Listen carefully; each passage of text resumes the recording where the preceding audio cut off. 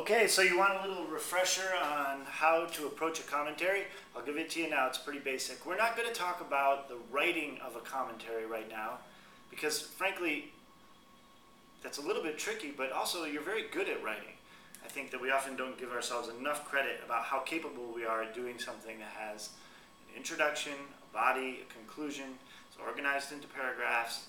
And you're all pretty good at writing sentences that make sense. So don't worry so much about the writing. These are just the initial steps to doing a commentary. What do I do with this thing in front of me? With poetry especially, first thing, read it. So read the poem. But when I say read it, I mean read it without a pencil. Don't sit there and worry about the poem on the first reading. What I want you to do on the first reading is just get a feeling. Think about the poem. What does it mean to you? What's going on? What is the impression that you get? Especially with difficult poetry. I think that we often don't get it or understand it on a first reading. But the initial sounds, some of the sense and feeling that we get, even not necessarily really understanding the poem, that might actually lead to real understanding. That might actually be the thing that really matters in the end. So be attentive to sound, feel, tone. Don't think about it, just read it. That's step one. Two is reread the poem. And this time, maybe I would do it with a pen or a pencil. Do some underlining. What particular elements affect you? Are there things that you don't understand that you think you need to understand? Are there particular words that you don't understand?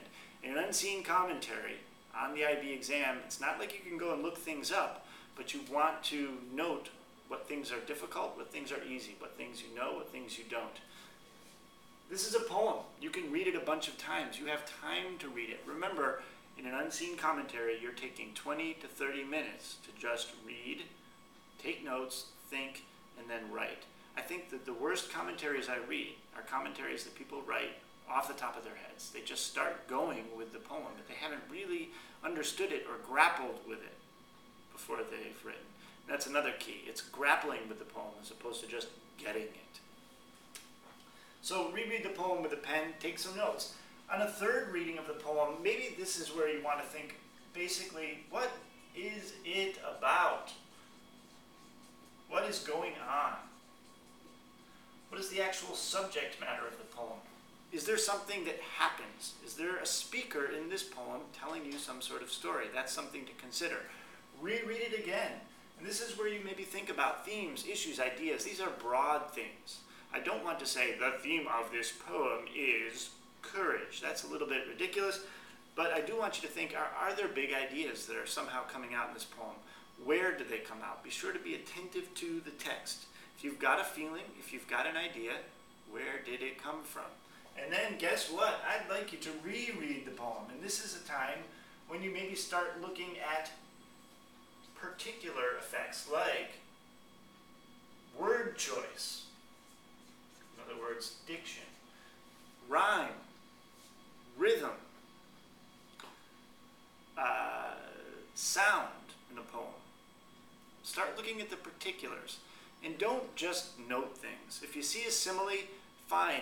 You've seen a simile, you can note that you've seen a simile, but don't end up talking about it in your commentary unless you know what is the effect on meaning. What's interesting about that simile? Ultimately, with a commentary, what you're doing is reading something, trying to come to some sort of understanding of it, and then trying to communicate to someone else what is so interesting about that work of art.